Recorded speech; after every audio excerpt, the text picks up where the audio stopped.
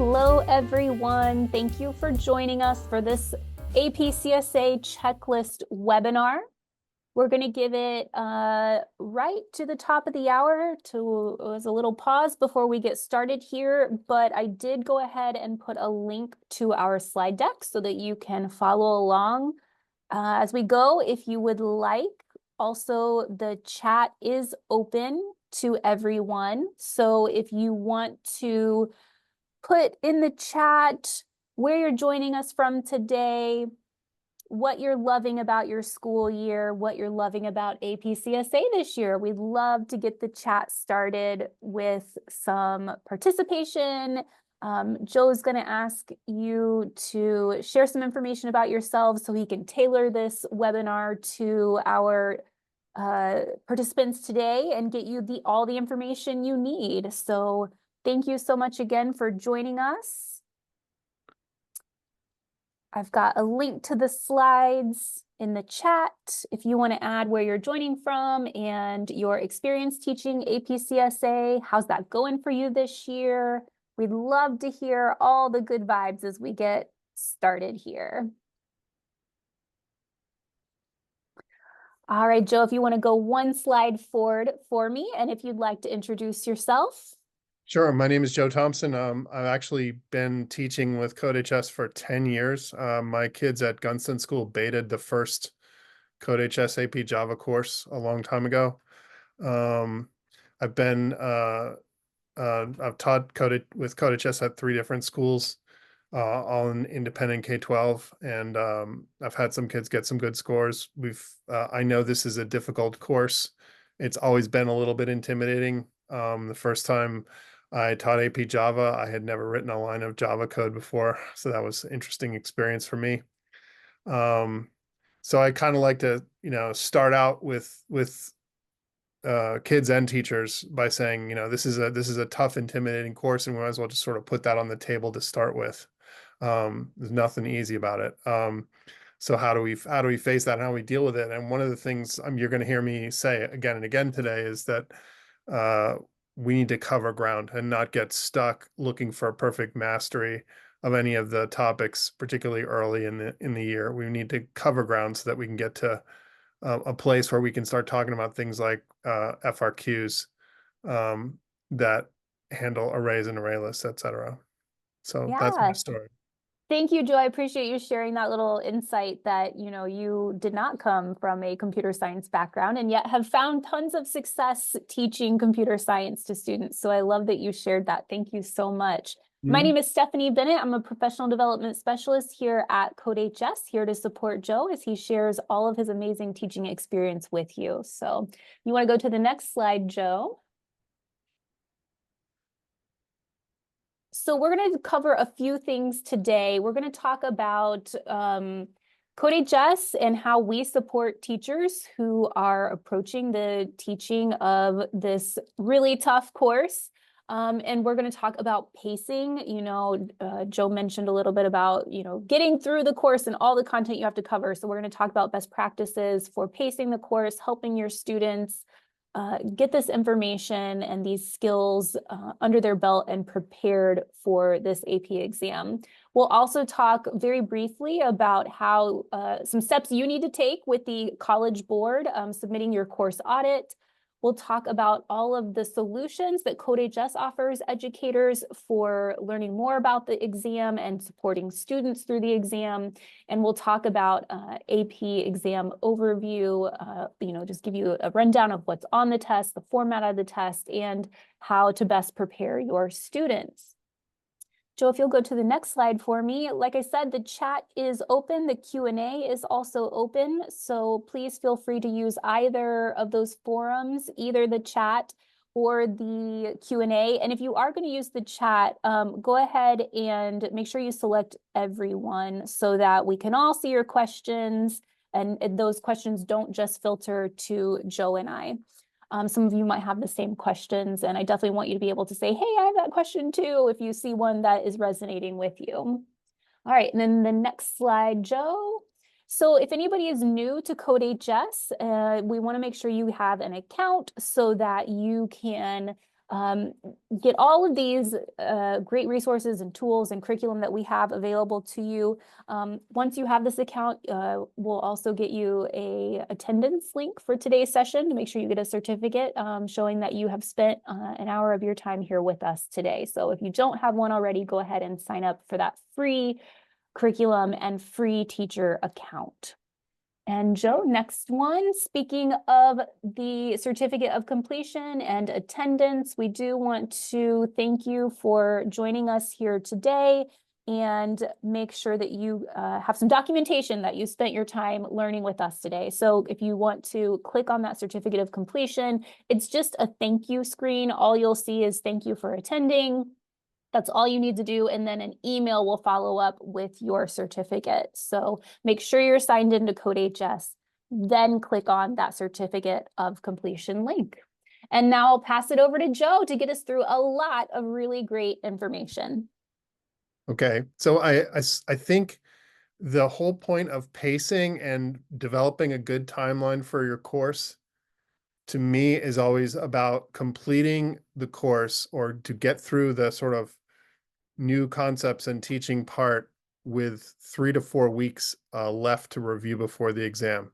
And that means this year with an AP exam date of May 7th, that you want to be looking at getting through what you want to get through of the CodeHS course in early April or late March. Here are some important dates.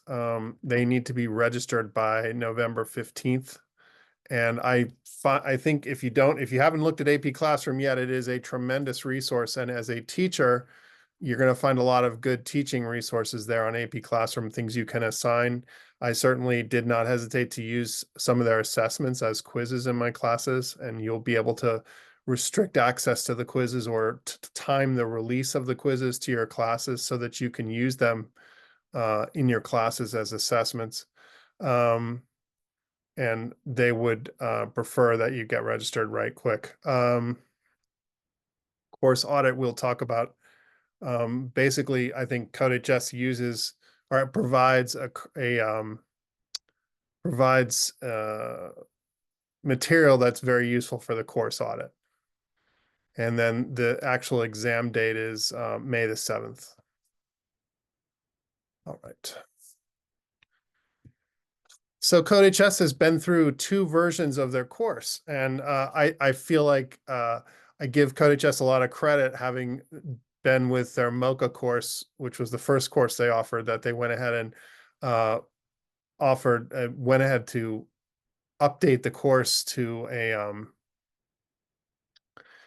a form of coding that didn't require the console output console the way the Mocha did earlier. And so Nitro is a much improved version of the first CodeHS course, and I think that's the one you want to be choosing. It is very closely mapped to the AP course. The modules match exactly with the AP course. And a couple of quick points about the overall course is that the first 8 modules are the ones that you will see on FRQs. The multiple choice questions can cover any of the first 10 modules. And there are links there to the overview and the syllabus for the course. All right, so then now let's talk about pacing. And I have something, and I feel pretty strongly that it is very easy to get bogged down, particularly in the gigantic module 2, which those of you who are in it are already aware of what a big module 2 is. Module 2 is sort of the whole course kind of in a nutshell. And you want to be moving through the material, introducing students to it, and you want to share with them how important it is to get through, say, the first 7 or 8 modules by the end of March, early April. And that means that you can't be, still in module 2 on Thanksgiving. Even if you have this sort of feeling of incomplete mastery, you need to let your students know that we all agree it's an intimidating course, but we're going to be circling back and we need to move to other topics in order to get them so that we can work on exam questions and some of the more complicated stuff. It's just, it keeps boiling down to keep moving. And every time I, as a teacher, have wanted to take some extra weeks and really cover in intimate detail a particular topic, say in module 2 or module 3, I gotten burned by then feeling sort of upside down or, sort of behind. And you don't want to be, coming back from Christmas break thinking I have to cover, 4 or 5 modules in a couple of months. So I'd say my first piece of advice is keep moving. Having said that, I think that module 2 is probably a more than 3-week module. Um, Module 3 might be a little less than 3 weeks. Module 4 iteration, so important. For loops, the sort of basis of automation, super, super important. And then you have the 3 writing classes, arrays, and array lists. Very important for getting ready for the exam. So, if you can get to the first 8 modules by the beginning of April, you're going to be fine. Now, inheritance and recursion are important. I would say recursion would be an easy 1-week module. So if you can sort of feather in inheritance and recursion as you're doing exam review, that's fine. Or if you get to them all, get all 10 done by early April, congratulations. And then you want to make sure that you leave those 3 weeks for test practice. Your students are going to be terrified about FRQs when they first see them. They're intimidating, long, 3 pages of directions to do to write code, and you have to practice. The best way to get ready for FRQs is to practice with them, and I'll have more to say on that as we go into test prep.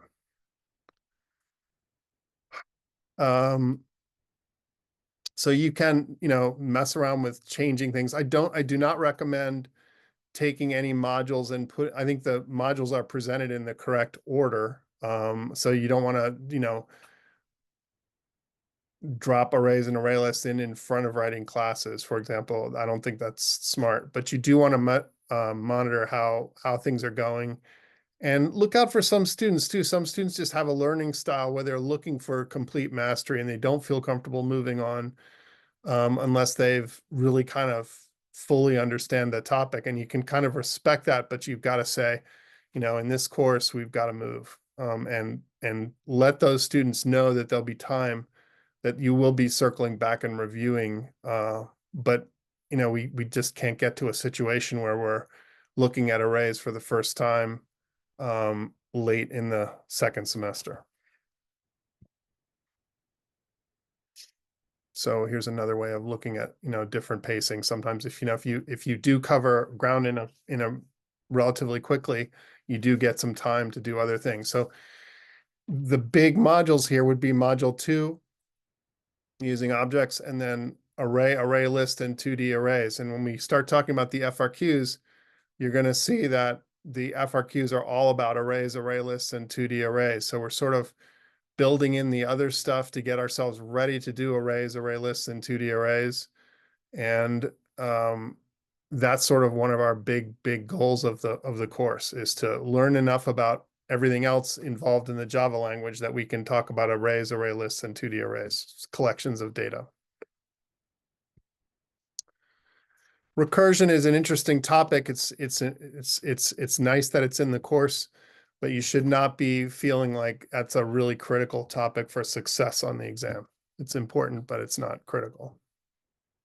And then this AP test review, you absolutely don't get yourself to a place where you're thinking, oh, can I do this in just 1 week, or can I have just a little bit of review? Especially don't let those last 2 modules crimp your ability to do test review. When it's March, rather when it's April, you need to be doing review for the exam, in my opinion. Okay.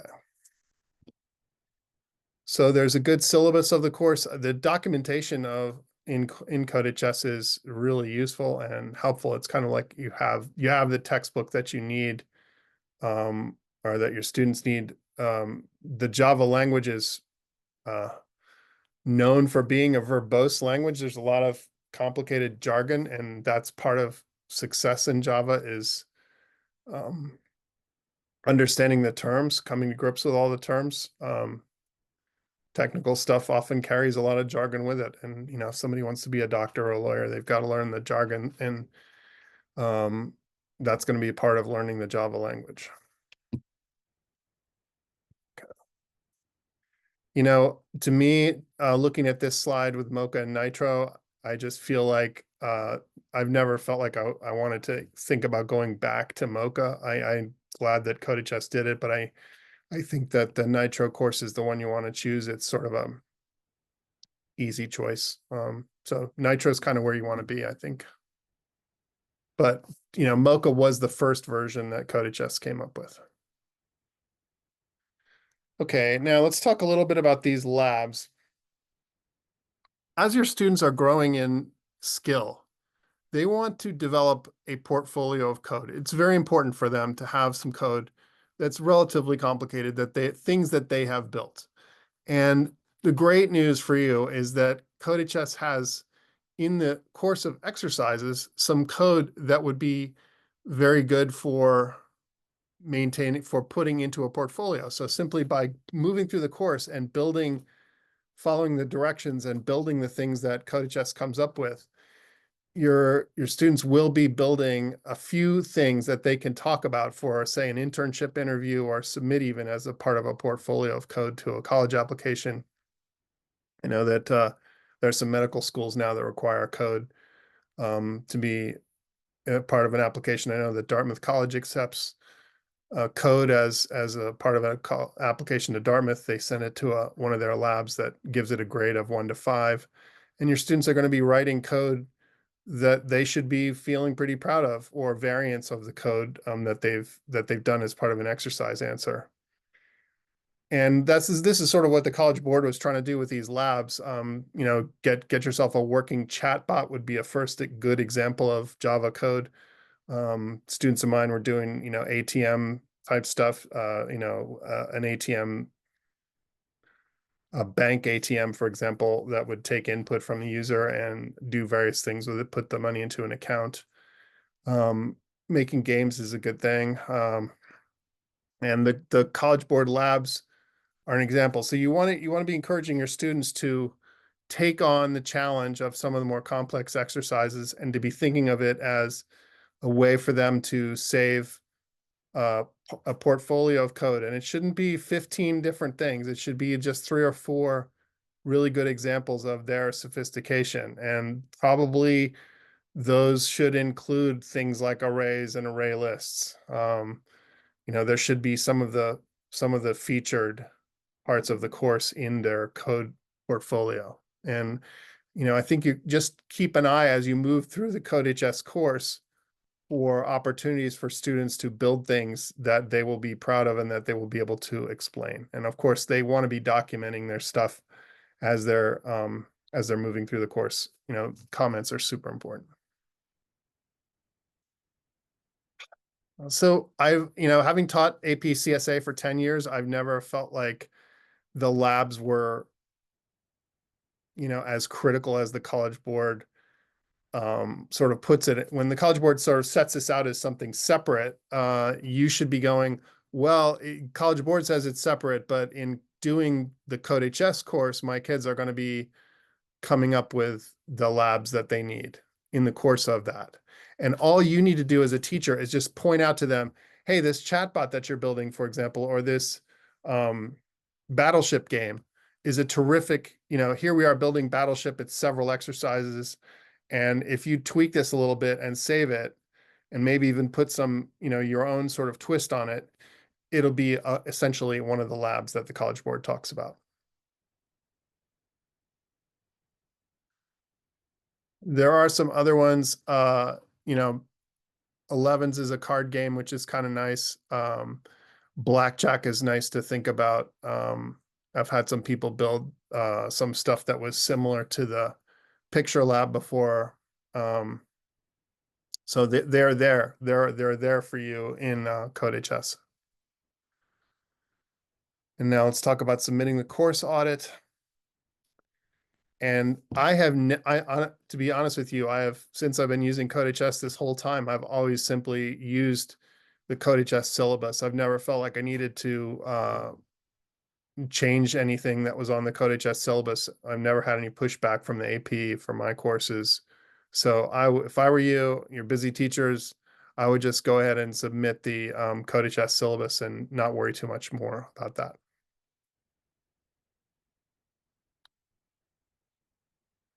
This slide will tell you a little bit. I've had some help from the AP coordinator at my school regarding this, who's the administrator. And you can use this link here to do a little more research into the audit, but you've probably got some AP guidance people at school who can help you if you have any trouble with this. How are we doing on time? Beautiful. Looking great. Okay, CodeHS learning resources to help during the school year.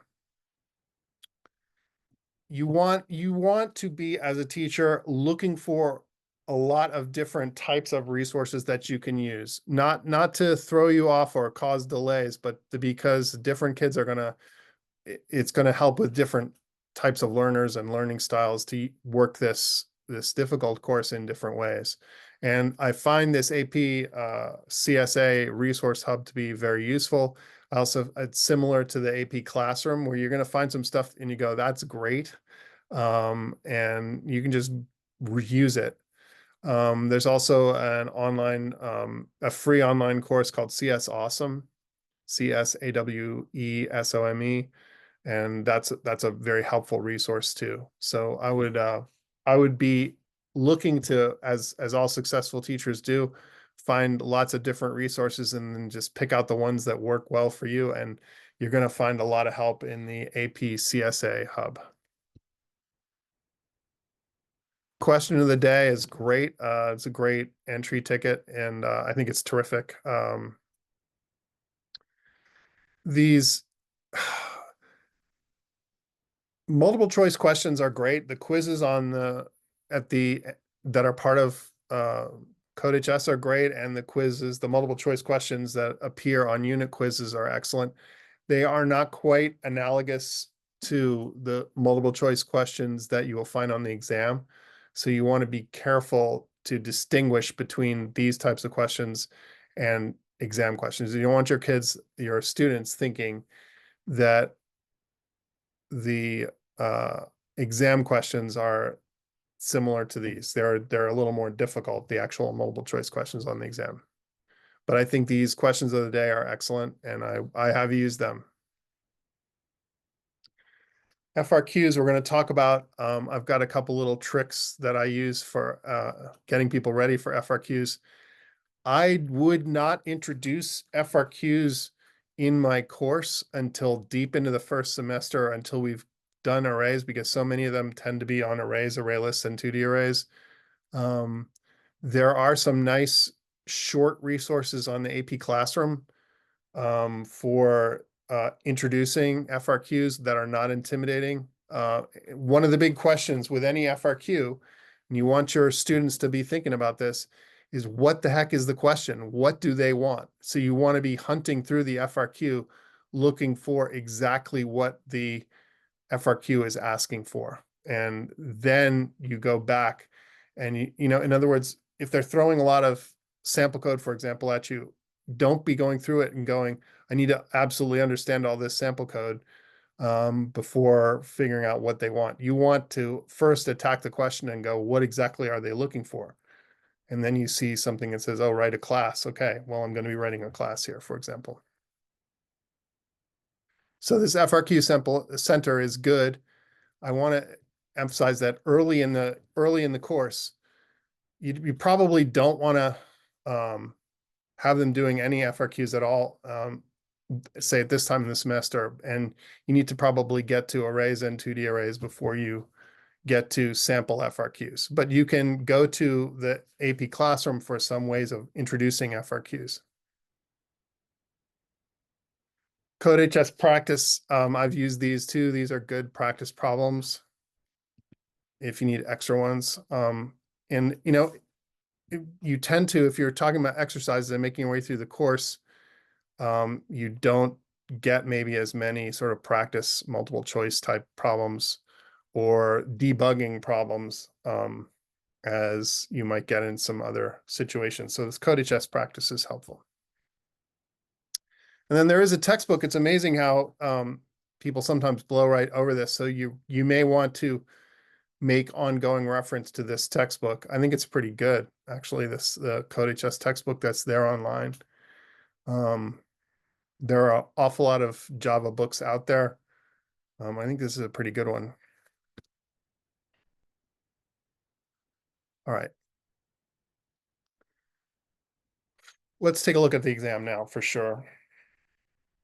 And I'm gonna chime in by telling you what the students' expectations and responses are, particularly as you come up on the exam in the spring semester. And as your students are making their way through this course, and it's a difficult course, they're struggling to understand new concepts, and they just are not feeling very good about free response questions. But the free response questions are half of the exam score. Therefore, a strategy for taking the exam that relies on strong scoring on the multiple choice questions and weakness or no responses in the FRQs is a bad strategy. Instead, what you want to do is with your students say the FRQs are a chance for you, an opportunity for you to get some good points that will take the pressure off your multiple choice questions. So I want you to sort of flip that whole problem, and your students are gonna come at you like, okay, well, I'm just gonna do okay on the multiple choices. The free response is so intimidating. I'm not gonna plan on doing well on that. I'm gonna try to do well on the multiple choices. That's backwards. They want to be getting a lot of points out of free responses to take pressure off themselves on multiple choice. And I also want to stress here the scores that produce the raw scores that produce a grade. There are 40 points of multiple choice. So they're going to take an hour and a half and get 40 multiple choice questions. Each one of those questions is worth 1 point. And then they get a break, and then they get 4 free response questions. And each one of those questions is worth 9 points. And of those 9, they have a reasonable expectation of getting 4 or 5. My students have shown that, you can get 4 or 5 without a whole lot of work if you learn to and practice FRQs. So you could be looking at, say 20 points out of FRQs. And now we need to talk about what scores go with an AP score of 3, 4, or 5. So there are 5 possible scores on the AP. To get a 3, which is a good passing score, you need to get 31 to 43 points raw score.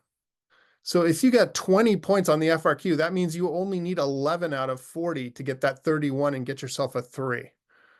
It takes a tremendous amount of pressure off the multiple choice if you can coach yourself and get half the points that are available in the free response, rather than looking at it like, throwing up your hands and going, I'm just no good at FRQs. I'm not going to even try. Instead, you need to learn how to get some points out of the FRQs and take pressure off yourself on the multiple choice. So 31 to 43 gets you a 3. 44 to 61 gets you a 4. And then 62 to 76 or 80 gets you a 5. So I've found it very helpful to have my students understand those raw scores correlating with the actual AP scores of 3, 4, or 5. And also you don't want to be pushing them to say, you got to get a 5 or you're worthless. This is a difficult exam, and not a lot of people get 5s. 3 or 4 is a great score on the AP. And there are going to be a few students that are going to get 1s and 2s. We want to try to, not have people feel like they're drowning, and we want everybody to feel like, they've got a good shot at a 3 when exam day rolls around. All right, let me move forward. Should I 2 questions, or how are we doing? Yeah, no questions in the chat yet. Timing Okay, is right on point still. Thank you. beautiful. Let's keep rolling. All right. So now we're talking about section one, the multiple choice section. I believe it comes down to something like 2.5 minutes per question, 40 questions, 90 minutes. And you can see there's a significant percentage of even the multiple choices that deal with 6, 7, and 8 array list, and 2D arrays. So you could even make an argument that that even on multiple choice questions, you should be pushing to cover ground and then circle back to get this course covered. Um,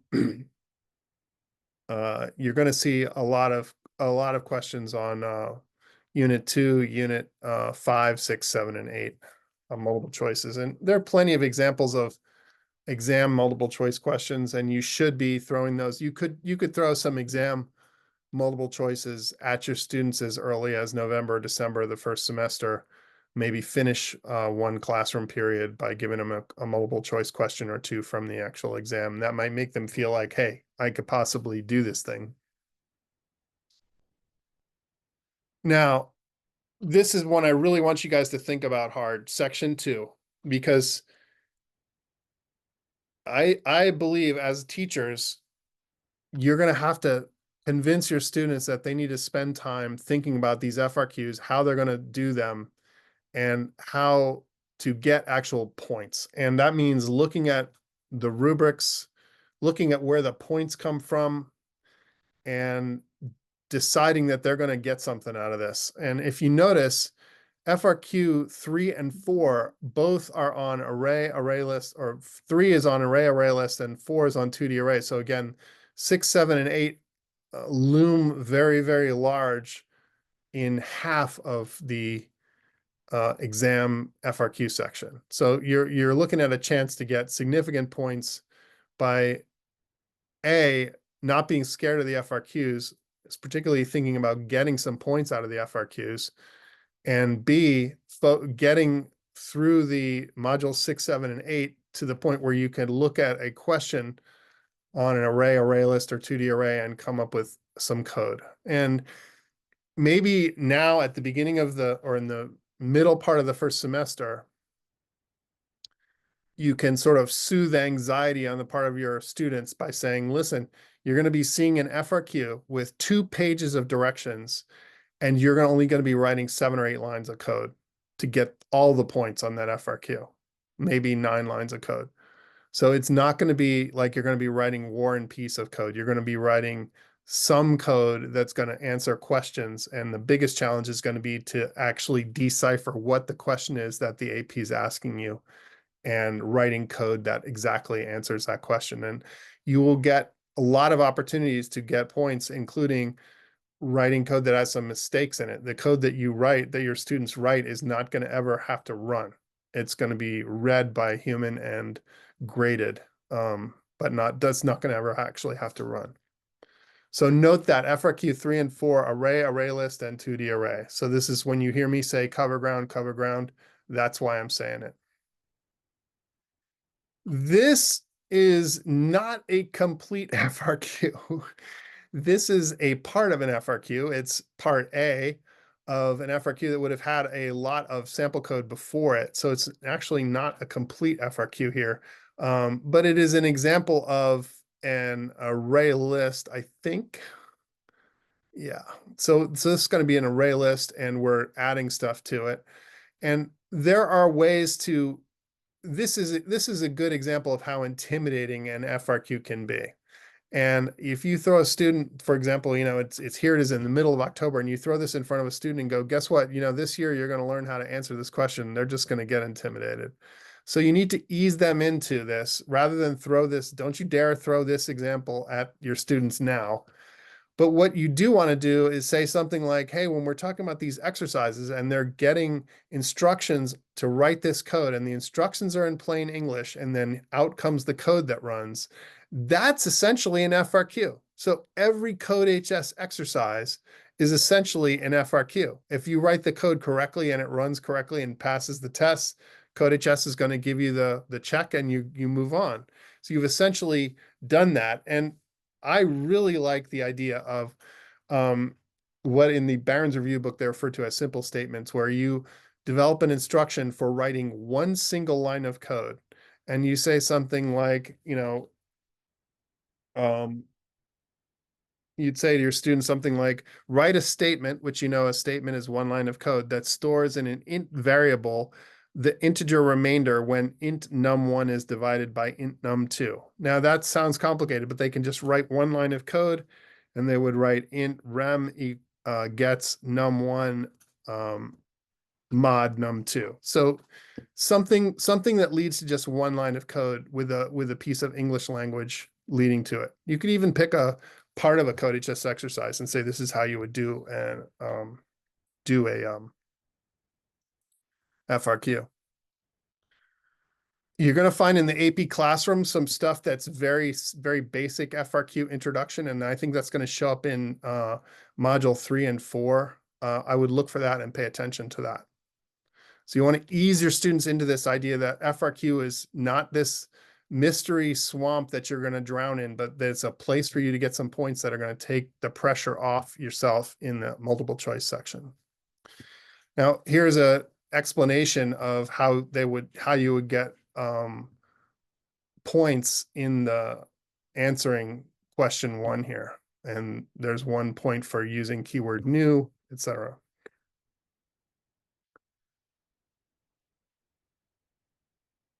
Notice all the things you can do wrong on your FRQ and not get points taken off. So they're just looking for people to write code that explains an understanding. All right, preparing students for the exam. And CodeHS does a great job of giving you exam review material. There's AP Review on CodeHS and AP Classroom. The AP Classroom videos, particularly when you get down towards exam review, I find them to be very good. The longer videos are good if you've plowed through the course and you're in that circle back phase, you can actually spend time watching those AP Classroom videos together in class. Those are good while they work the code. Very nice. And there is an entire course that I urge you to enroll your kids in, your students in, and that is the review for AP CSA. That'll have sample questions in it. Really good thing. And you need to have left time in order to do this, and doing it as a class or for individuals to be doing it. In the AP, now we're in the review class in AP in CodeHS, and you see some practice problems, and you see some lesson quizzes there. And in AP Classroom, the AP daily videos are pretty good. I find the actual exam review videos super helpful. This is a screenshot of AP Classroom. So if you have not explored AP Classroom, you definitely want to go ahead and do that. And you want to get comfortable with how you can assign stuff to your students. You do have an ability with the assessments to not have your students be able to see the assessments before you assign them, or I would just print them out and give them to them as printed out assessments. But some of the assessments are very good, the multiple choice ones. Video's good. Yeah, I'm a pretty big fan of AP Classroom stuff. And I also like CS Awesome, which you can Google on your own, course.csawesome.org. Here are key dates. Student enrollment deadline, November 15th. That audit deadline, January 31st. You should have no problems finishing that up. And then mid-April, I would slide that back to early April to try to finish the CodeHS course. And then May 7th is going to be your exam. Look out for students. This may be true of some of your better students who are taking multiple APs, and they have less and less time. If they're taking more than one AP, it's really going to be tricky for them. Some of the students who have spring sports, that gets to be a challenge. There's other things that sort of pop up in the springtime, field trips and other stuff that can really distract. And you need to just have that time. That's one of the reasons I say you got to have 3 or 4 weeks of exam review. And by exam review, I mean they're coming to class every day, and we're doing things and talking about getting points and how we're going to actually solve actual problems, and doing some of that repetition of looking at actual exam questions figuring out why the right answer is right, etc. Just getting that repetition. So I've sort of tried to salt in some of my teaching feelings on top of this outline of slides, and I hope that this has worked out well for you guys. And I'd be happy to answer some questions or see how it's going. How we doing? Yeah, we've got 6 minutes left, so this is perfect timing. We do have a question in the chat. Zach asked, where can I find the scoring guidelines, 35 and 36? Yeah. Um, eh, by scoring guidelines, let's see. Mine, they're I think you should consider picking up a couple of the review books. Most people use the Barron's review book, and those are there. I think it's online also. It does tend to fluctuate a little bit from year to year, but I would start with 0 to 24 would be a 1, 25 to 30 would be a 2, and those are raw scores and AP scores. 31 to 43 is a 3, 44 to 61 is a 4, and 62 to 80 is a 5.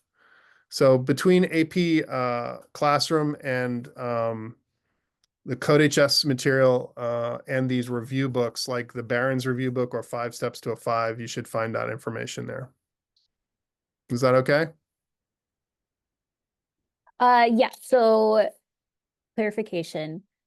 I messed up slides 35, 36.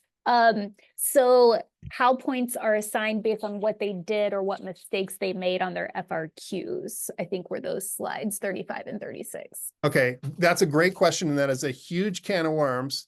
And I want you to, as you go into looking at FRQs, I want you to look carefully for the scoring rubrics. So you're going to see a lot of resources online, including the College Board putting out some examples of past years' FRQs. And you need, as a teacher, to go there and look at those past FRQs, and they will provide the FRQ, they'll provide the answers, or they'll provide what they call a canonical solution, which is one idea of a perfect scoring solution to the FRQ.